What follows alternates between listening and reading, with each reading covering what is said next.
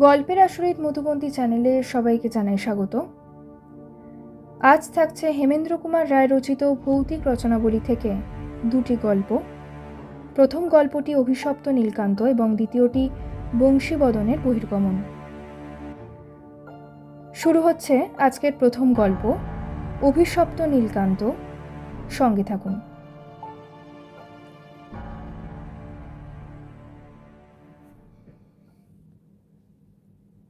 প্রায় 8 শতাব্দী আগেকার কথা। আমেরিকায় তখনও শ্বেতাঙ্গ সভ্যতার পত্তন হয়নি। আমেরিকার নাম তখনও শ্বেতাঙ্গরা জানত না। বর্তমানে যে দেশ দক্ষিণ আমেরিকা নামে বিখ্যাত, তারই উত্তর পশ্চিম দিকে এক বিশাল অংশ জুড়ে ছিল তখন ইনকাদের সাম্রাজ্য। ইনকা জাতের লোকেদের আজ রেড ইন্ডিয়ান বা লাল মানুষ বলে ডাকা হয়। ইনকারা যে রীতিমতো সভ্য ছিল, তাদের স্থাপত্য প্রভৃতির ধ্বংসাবশেষ দেখলে সেটা বুঝতে বিলম্ব হয় না। কিন্তু মধ্যযুগের যুদ্ধলিপ্সু শ্বেতাঙ্গরা তাদের সভ্যতা ও সাম্রাজ্যকে বিলুপ্ত করে দিয়েছে।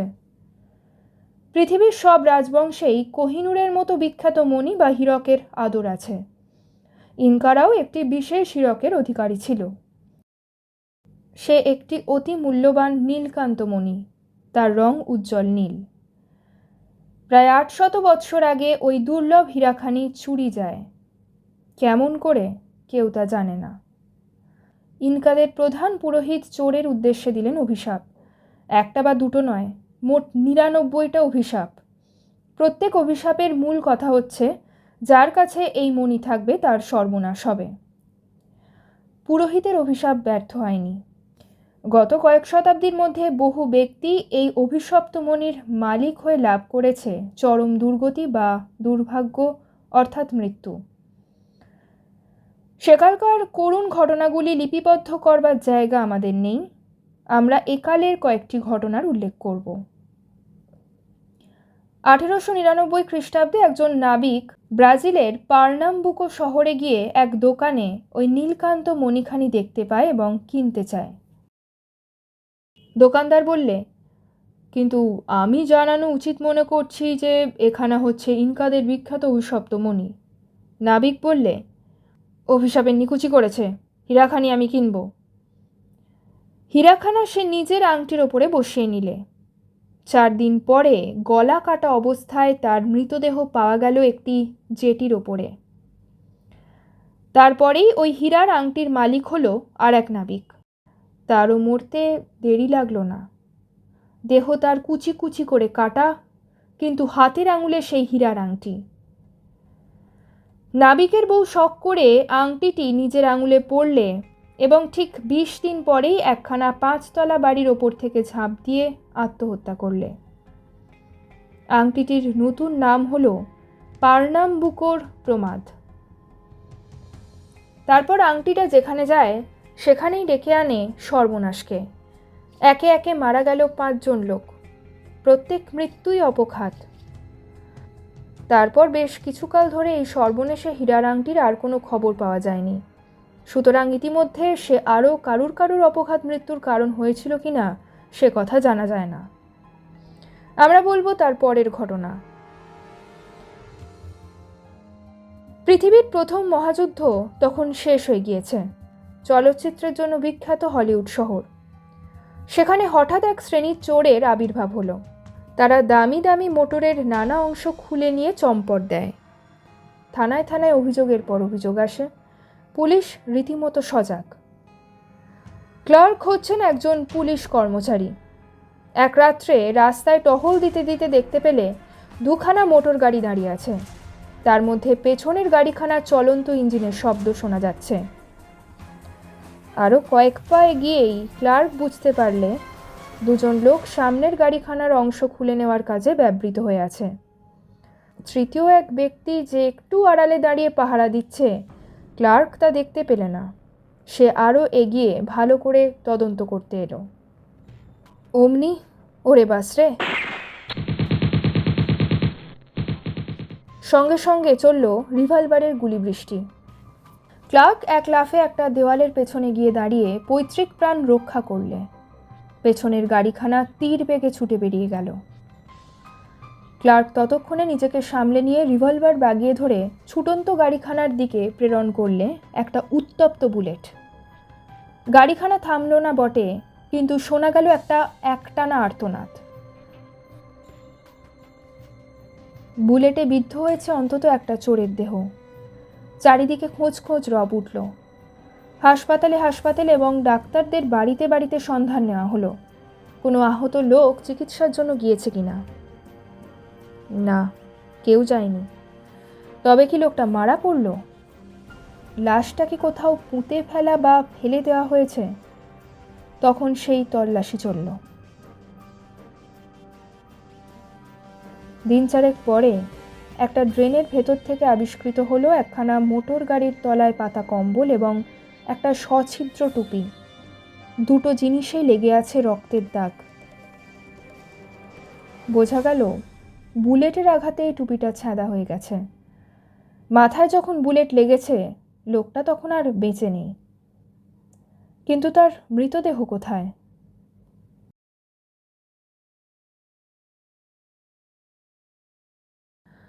দুর্ঘটনার পর কেটে গেল 8 দিন। ব্যাপারটা শেষ পর্যন্ত হয়ে দাঁড়ালো কেঁচো খুঁড়তে সাপ বেরোনোর মতো। মেট্রো গোল্ডউইন মেয়রের স্টুডিওর কাছে যে ছোট নদী আছে তারই তীরে মাটি খুঁড়ছিল দুজন মজুর। খুঁড়তে খুঁড়তে আচমকা বেরিয়ে পড়ল একটা মৃতদেহ, প্রায় গলিত অবস্থা। পোশাক পরিচ্ছদ যেন রক্তে ছোপানো এবং লাশের মাথায় একটা বুলেটের ছিদ্র।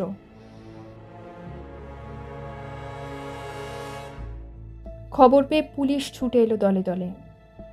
পুলিশের এক বড় কর্তা দেখে শুনে বললে, নিশ্চয়ই ক্লার্কের গুলিতেই লোকটা মারা পড়েছে। কিন্তু তারপরেই আবিষ্কৃত হলো আর এক ব্যাপার। মৃতদেহের বুকের ওপরে আর একটা বুলেটের ছেঁদা। ক্লার্ক বলে সে একবারের বেশি রিভলভার ছোড়েনি, একটি মাত্র বুলেট, কিন্তু মাথা এবং বুকে দুটো ছেঁদা। তাও কখনো হয়? গোয়েন্দাদের চক্ষু স্থির। যুবকের মৃতদেহ, মাথায় মাঝারি পেশিবদ্ধ জোয়ান দেহ, সাজ পোশাক দামি কিন্তু রুচিসম্মত। পোশাক তল্লাশ করে কিছুই পাওয়া গেল না, কেবল কামিজের হাতায় আছে দুটো বোতাম, তার উপরে খোদাই করা 3টে অক্ষর NFT। পোশাকের ওপরে দেখা গেল ওকল্যান্ডের এক দর্জির নাম ও ঠিকানা। আবার 3 দিন কেটে যায়। মেরি ডাবেলিকের স্বামী হঠাৎ নিরুদ্দেশ হয়েছে। তার নাম নিকোলাস এফ ডাফোলিক। মেরি এসে নিকোলাসের দেহ শনাক্ত করলে। তার মুখে জানা গেল নিকোলাস ভদ্রবংশের সন্তান এবং নিজেও অতি ভদ্র, অতি সজ্জন। সে নামকরা ব্যবসায়ী। সে অসৎ সঙ্গ পরিহার করে চলে। সে অজাত শত্রু।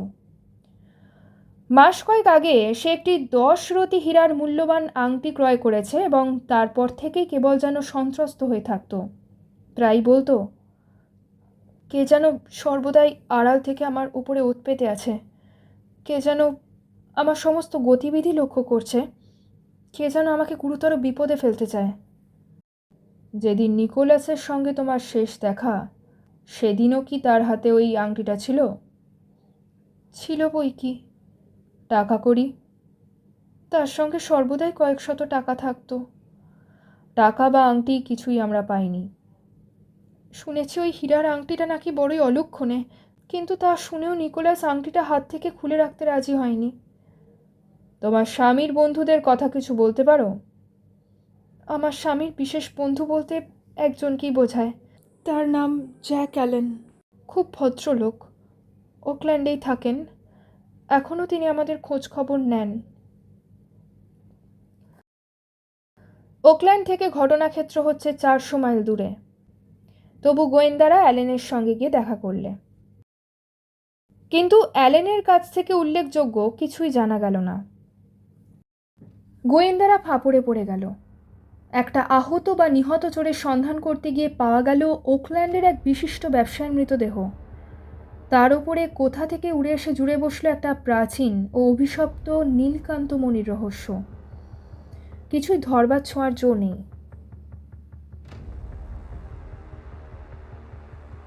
তারপরেই সব ঘটনার জট খুলে গেল অকস্মাৎ। ওকল্যান্ডের এক জহুরির কাছে খবর পাওয়া গেল সেখানে জনৈক ব্যক্তি একখণ্ড মূল্যবান হীরার দর যাচাই করতে গিয়েছিল, কিন্তু যাচাই করতে দিন কয়েক দেরি লাগবে শুনে সে হীরা নিয়ে খুব তাড়াতাড়ি প্রস্থান করেছে। তার চেহারা আর সাজ পোশাক কীরকম? জহুরির বর্ণনা শুনে গোয়েন্দাদের চোখের সামনে ভেসে উঠল হুবহু জ্যাক অ্যালানের মূর্তি।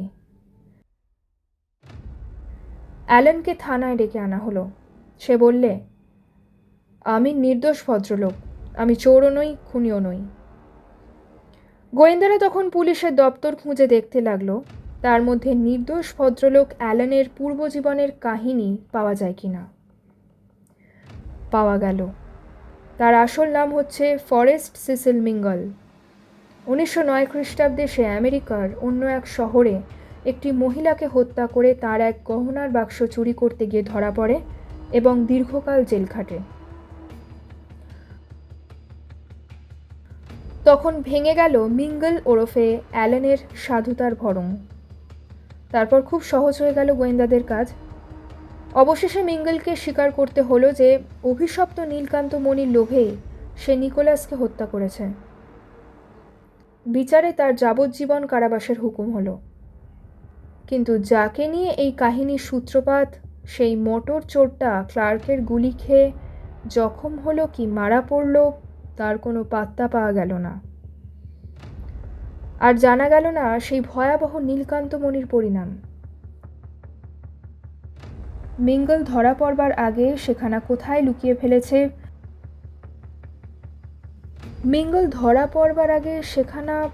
লুকিয়ে ফেলেছে না আবার কারোর হাতের আংটিতে সংলগ্ন হয়ে সে নতুন নতুন সর্বনাশের আয়োজন করেছে। কিন্তু তার অভিশাপ থেকে মিঙ্গলও শেষ পর্যন্ত মুক্তি লাভ করতে পারেনি।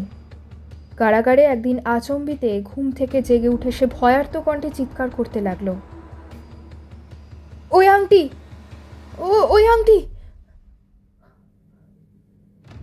তারপর কারাগারেই হঠাৎ তার মৃত্যু হয়।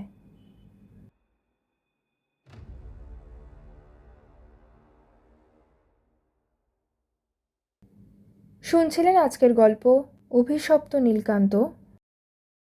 শুরু হচ্ছে আজকের পর্বের দ্বিতীয় গল্প, হেমেন্দ্র কুমার রায় রচিত বংশীবদনের বহির্গমন। যাকে বলে দশাশই পুরুষ, মাথায় লম্বা 6.5, ছাতির মাপ 50 ইঞ্চি, পেশিগুলো যেন লোহার মতোই শক্ত। সবাই বললে, হ্যাঁ, একখানা চেহারা বটে। মুখশ্রী ভালো নয় এবং গায়ের রংটাও এমন মিশমিশে কালো যে তার সঙ্গে কোষ্ঠী পাথরের গড়া মূর্তির তুলনা করলে অত্যুক্তি করা হবে না। তবে সুপুরুষ না হলেও এমন পুরুষোচিত সুগঠন নজরে পড়ে কদাচিৎ। বয়স হবে 20 কি 21। নাম বংশীবদন। নামকরণটা হয়েছিল বোধ করি রঙের জন্যই, কারণ বংশীবদন বলে কেষ্ট ঠাকুরকেই। আমাদের পাড়ায় এসে বাসা ভাড়া নিয়ে সে দস্তুর মতো আসর জমিয়ে তুলতে দেরি করলে না। শোনা গেল বংশীবদন বংশীবাদন ভালোবাসে না। রোজ মুগুর ভাজে, ডন বৈঠক দেয়, কুস্তি লড়ে। পাড়ায় এসেই বশ করে ফেললে সেই সব অখাদ্য ও অভব্য ছোঁড়াকে, রাস্তার রোয়াকে দিন রাত আড্ডা না দিলে যাদের পেটের ভাত হজম হয় না। তার মুখ সাবাসী শুনে ও ধরন ধারণ দেখে ডান পিটেরাও তাকে সমীহ করে চলতে লাগলো। এ নিয়ে কেউ মাথা ঘামালে না, কারণ কোনো পাড়াতেই বা এমন লক্ষ্মী ছাড়া ছোড়ার দলও তাদের পালের গোদা নেই। কিন্তু ক্রমে শুরু হলো হরেক রকম উৎপাত। সবচেয়ে বিষম উপদ্রব্য হচ্ছে চাঁদার উপদ্রব। বংশীবদন মত প্রকাশ করলে, বছরে আমরা 3 বার সার্বজনীন পুজো করব, দুর্গা পুজোর সময়, কালী পুজোর সময় আর সরস্বতী পুজোর সময়। দুর্গা পুজোর আর মাস 1.5 বাকি। সবাই বাড়ি বাড়ি ঘুরে চাঁদা আদায় লেগে যাও। গরিবরা যে যা পারে দেবে, কিন্তু বড় লোকের কাছ থেকে 25 টাকার কম নিবি না। পাড়ার সম্পন্ন গৃহস্থ ছিল 25 ঘর। তাদের মধ্যে মাত্র একজন দিলে 25 টাকা। কেউ কেউ 8 আনা, 1 টাকা বা 2 টাকা পর্যন্ত দিতে চাইলে, কেউ কেউ কিছুই দিলে না।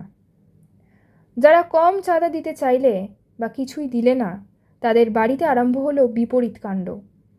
কোথাও বোমা পড়ে, কোথাও হয় ইষ্টক বা বিষ্ঠা বৃষ্টি। থানায় খবর গেল, কিন্তু পুলিশ এসে কোনো সুরাহাই করতে পারলে না। পুলিশ বংশীবদন ও তার সাঙ্গপাঙ্গকে সন্দেহ করলে বটে, কিন্তু তাদের গ্রেপ্তার করবার মতো প্রমাণ পেলে না। বিষ্ঠা, ইষ্টক ও বোমার কবল থেকে নিস্তার পাওয়ার জন্যে সবাই যেচে এসে চাঁদা দিয়ে গেল।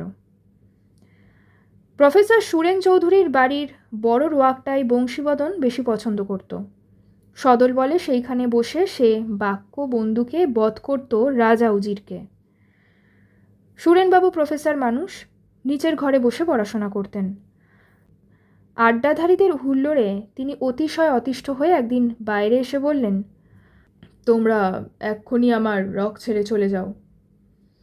বংশীবদন উঠে দাঁড়িয়ে বুক ও হাতের গুলি ফুলিয়ে বললে, যদি না যাই থানায় ফোন করব। মাইরি নাকি প্রফেসর? আচ্ছা, সেলাম। সে দলবল নিয়ে প্রস্থান করলে। 4 দিন পরে এক সন্ধেবেলায় সুরেনবাবু সদর দরজা থেকে বাড়ির ভেতরে পা বাড়িয়েই হলেন পপাত ধরণী তলে। তার মাথা গেল ফেটে। দরজার সামনে ছড়ানো ছিল 8-10টা কলার খোসা। হপ্তাখানেক পরে দেখা গেল সুরেনবাবুর পড়বার ঘরে এখানে ওখানে কিলবিল করছে 15-16টা সাপের বাচ্চা। ব্যাপারটা আরও বেশি দূর গড়াবার আগেই সুরেনবাবু সে বাড়ি ছেড়ে উঠে গেলেন। বংশীবদন ছোড়ার পাল নিয়ে আবার হাসতে হাসতে এসে রোয়াক অধিকার করলে। পাড়ার লোক ভয় বোবা। নামে এবং দেহে ভোঁদা হলেও বুদ্ধি তার মোটা ছিল না। ভোঁদায় ছিল এতদিন এ পাড়ার মায়ে খেদানো বাপে তাড়ানো ছোড়াগুলোর পালের গোদা। তার পশার মাটি হয়ে গিয়েছে শ্রীমান বংশীবদনের আবির্ভাবে। এখন আর কেউ তাকে মানে না, এজন্য সর্বদাই সে মনমরা হয়ে থাকে। গলার জোরে এবং গায়ের জোরে বংশীবদনের কাছে সে নগণ্য।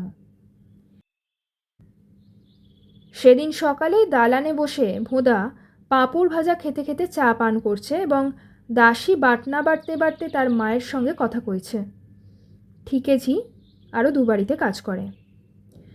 মা বলেছিলেন, হ্যাঁ রে ভালোর মা, তুই তো বংশীদের বাড়িতেও কাজ করিস। অমন দজ্জাল ছেলেকে বাড়ির লোক শাসন করতে পারে না। ভালোর মা 2 চোখ কপালে তুলে বললে, কে দাদাবাবুকে শাসন করবে গো? সে একটা খুনে ডাকাত, সবাই তার ভয়ে কেঁচো হয়ে থাকে। ও মা, এমন কথাও কখনো শুনিনি। দাদাবাবু জব্দ কেবল রাতের বেলায়, অমন যে দত্তির মতো গতর, অন্ধকারে গেলেই কেঁপে সারা। সঙ্গে আর কেউ না শুলে ভয় ঘুমোতেই পারে না। কেন রে? মা সবিস্ময়ে শুধন। ভূতের ভয় মা, ভূতের ভয়। রাতে কেউ ভূতের নাম করলেও দাদাবাবু আঁতকে ওঠে, যেন যত রাজ্যের ভূত পেতনি তারই ঘাড় মটকাবার জন্য ওত পেতে আছে।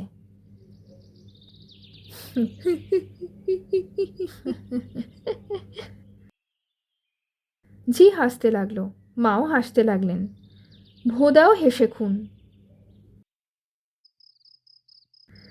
বংশীবদনের বাসা বড় রাস্তার পাশে একটা গলির ভেতরে। একদিন একটা কাবুলিওয়ালা সেই গলির ভেতরে ঢুকলো। নিশ্চয়ই কারুর কাছে তার টাকা পাওনা ছিল। কিন্তু কয়েক পা এগিয়েই সে বংশীবদনের বাড়ির সামনে টলে ধপাস করে পড়ে গেল, একেবারে আড়ষ্ট।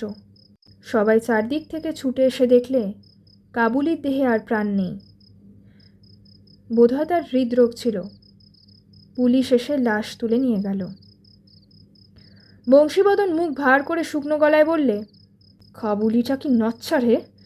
দুনিয়ায় এত ঠাঁই থাকতে বেটা কিনা পটল তুললে আমাদের বাসার সামনে এসেই।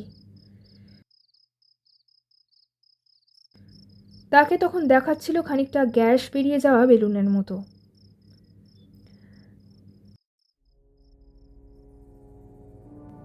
দিন 3-4 পরেই পাড়ায় খবর রটে গেল, একজন কাবুলির সন্ধ্যা হলেই খটখট শব্দ তুলে গলির ভেতরে পায়চারি করে এবং 2 চোখে তার 2টো আগুন জ্বলে। নিশ্চয়ই সে খাবি খেয়েও দেনাদারকে ভোলেনি, নিজের পাওনা টাকা ছাড়তে সে নারাজ। কাবুলিটাকে প্রথমে কে দেখেছিল তা জানা গেল না বটে, কিন্তু দূর থেকে আরও কেউ কেউ তাকে দেখতে পেলে। প্রত্যেকেই বলে এক কথা, পায়ের জুতোয় খটখট শব্দ হয় এবং চোখে জলে দুটো আগুন।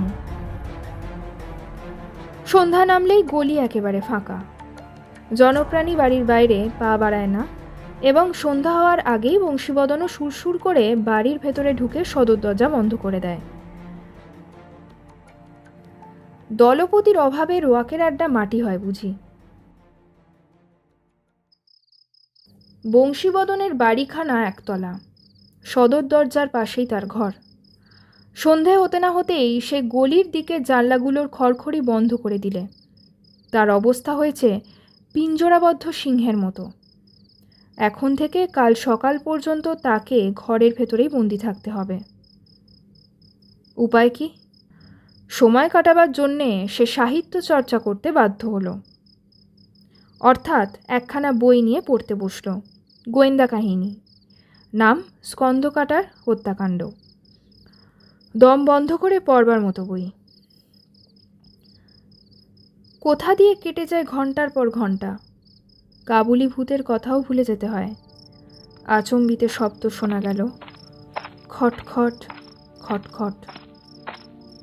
বংশীবদনের বুক ফরাস করে ওঠে, সর্বাঙ্গে জাগে রোমাঞ্চ। বই ফেলে সে জানলার কাছে গিয়ে দাঁড়ায়। প্রাণপণে সাহস সঞ্চয় করে ভাবে, শব্দ বলতেই তো ভূত বোঝায় না, ব্যাপারটা কোনো ধাপ্পাবাজের চক্রান্ত নয় তো? যা থাকে কপালে। চক্ষুকর্ণের বিবাদ ভঞ্জন করবার জন্যে সে রুদ্ধশ্বাসে কম্পিত হস্তে খড়খড়ির একটা পাখি নিঃশব্দে একটুখানি খুলে গুলির মধ্যে দৃষ্টি নিক্ষেপ করলে। ওরে ব্রাদার! পর মুহূর্তে বিকট চিৎকারে পাড়া কাঁপিয়ে মাটির ওপরে লম্বমান হলো বংশীবদন। বাড়ির লোকজন হা হা করে ছুটে এলো। হলো কি রে, কি হলো? এ কি? কাবুলি ভূত, কাবুলি ভূত! চোখ দুটো দপ দপ করে জ্বলছে।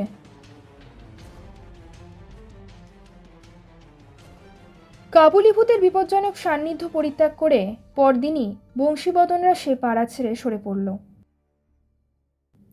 ভূতটা আজ যেন পথে পায়চারি করে, কাল যদি তার বাড়ির ভেতরে বেড়াবার শখ হয় তখন তাকে ঠেকিয়ে রাখবে কে? ভোদার মুখে হাসি ধরে না, আবার রোয়াকে গিয়ে সে দখল করে দলপতির গদি। কিন্তু সকলের মনে একটা সন্দেহ থেকে গেল, বংশীবদনের পলায়নের সঙ্গে সঙ্গে কাবুলি ভূতটাও অদৃশ্য হলো কেন? এই গুপ্ত কথাটা ভোঁদা কেবল আমার কাছে প্রকাশ করেছে চুপি চুপি। থিয়েটারের বেশকারের কাছে ধর্ণা দিয়ে সে কাবুলিওয়ালা ছদ্মবেশ সংগ্রহ করে এনেছিল, জ্বলন্ত চক্ষুর ভ্রান্তি সৃষ্টি করেছিল ফসফরাস। নামে এবং দেহে ভোঁদা হলেও বুদ্ধি তার মোটা ছিল না।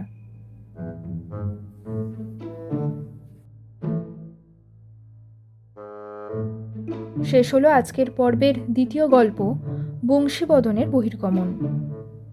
রচনা হেমেন্দ্র কুমার রায়, গল্প পাঠ ও সমগ্র পরিচালনায় আমি মধুবন্তী।